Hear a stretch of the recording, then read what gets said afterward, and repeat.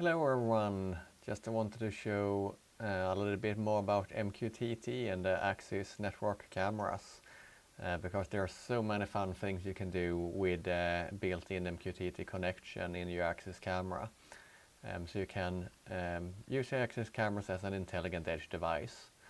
What I'm doing right now is that I have an MQTT broker running on my computer. And we can see here that we have two different cameras connected. This one here is this one that we're seeing over here. And the way we have connected it is by going to the MQTT tab in the Axis user interface and connect it to our broker. And we have also enabled the connect message. And the next thing we can see here is that I have a local producer that is producing to the local/testing topic and is writing a hello world message. So I figured that one fun thing we can do now is to create an echo device and loopback device in the camera. So we can set up the camera to consume this message on this topic and just echo back a new one. The first thing we're going to do is that we're going to go to MQTT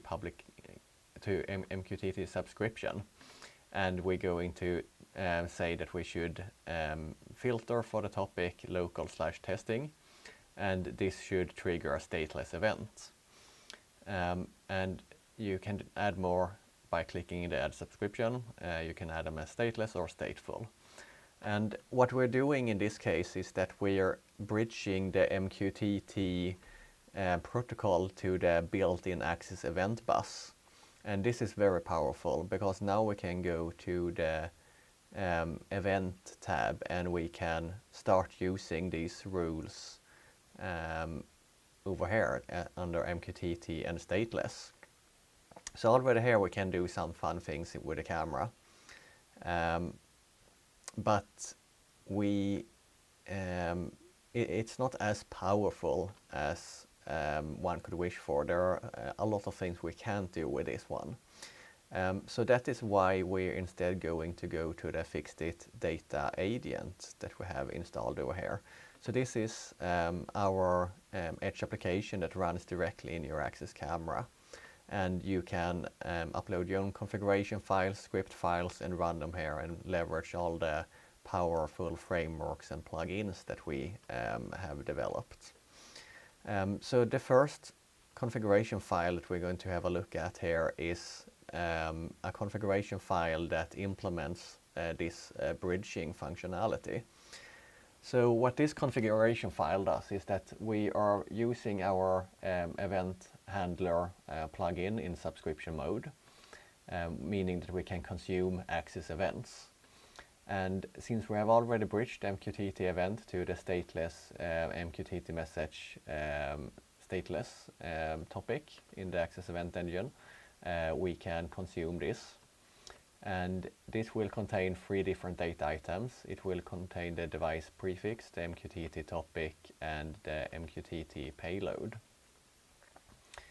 The next thing we're going to do is that we add a processor, a scripted processor, a Starlar processor, so a Python-like language, that will consume these MQTT messages. And we will essentially just take the payload and add a response to suffix, and then we will send it as a new message. And then we have an output that is again our event handler, but this time in produce mode, so we will produce an Axis event. And this one will create an Axis event called FixedIT MQTT loopback on this topic here with the data items MQTT topic and MQTT payload. And we are also echoing it to our log so we can see it in the log page. So if I enable this one, we see that it goes to blue, so we know that the file is enabled. This workflow is now running. I can go to the logs page and I should start seeing log messages here, but we also see here that we get our echo from the device. So before we get to this, we actually have one thing more we need to cover, because what we were doing from the data agent now is to produce an access event. So we need to go back to the MQTT tab in the camera and go to MQTT publication and say that we should take our FixedIT MQTT loopback event and bridge it to the MQTT broker. So this is what is needed to get the full loop around. So we can see that for each hello world message we get a new message saying response to hello world that comes from our camera. So this is how we can do loopback using the built-in MQTT client in the camera. The reason you might want to do that is because then you have one central client with all your configuration for authentication and so forth, and you can use it both in the rule engine and in the event rule engine and in the FixedIT Data Agent for more complex tasks. But if you want to bypass this, there is an easier way to do it in the FixedIT Data Agent, because we have our own MQTT client directly in the Data Agent. So I have now disconnected my camera, and you can see here that we no longer receive any loopback events, and no one is responding to our hello world messages because the camera is not connected. But if we go back to files here and disable this file, and we have another one here which is very similar, but instead of consuming and producing access events that are then bridged to MQTT by the camera, we are instead using the inputs.mqtt consumer, and we are connecting directly to my MQTT server. So this is a variable that I have set under variables tab here. So we have MQTT hosts that I have added my IP address. And then we have exactly the same Starlock processor, and then we have an outputs.mqtt. So this one says that we should send the MQTT response metric to this MQTT broker, again same broker as we are subscribing to. We are using the same topic from the incoming message, and we are using the response buffer that we build up in the Starlock script. And again, just echoing it to the logs too. So if I enable this now, we should see that we start getting responses here again.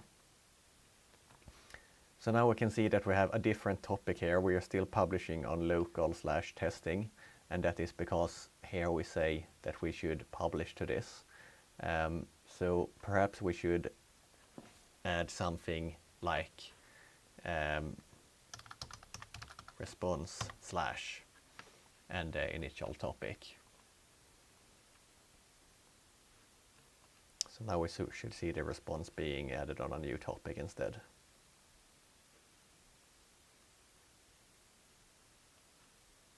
And here we see now that the response is added to this new topic. So using the built-in MQTT consumer in the data agent is a simpler approach, and I would say that it's also more powerful. But of course, if you're already using the MQTT client in the camera, then there are added benefits with being able to use that one also for the data agent. And that particular functionality is actually something that is new in the latest release of the data agent, where we can also consume access events. So it opens up a lot of new exciting opportunities. And this is of course just the start. In this case we are just echoing the same message. But once you have the message in the data agent, you can do essentially anything you want to. You can trigger actions in the camera, or you can control I/O pins. You can capture images, response with images. You can upload images to S3 and respond with a path to the uploaded image in a new MQTT message. You can analyze complex pattern of MQTT messages, build your own state machines inside the data agent, and only trigger on them if you are in a particular state in the state machine. So there's super lot you can do in the data agent with the MQTT client in the camera. So it's, yeah, I encourage you to give it a try. Just reach out if you want a trial version for the data agent, and I hook you up with the application file, a license, and some instructions to get started playing around with these awesome IoT devices.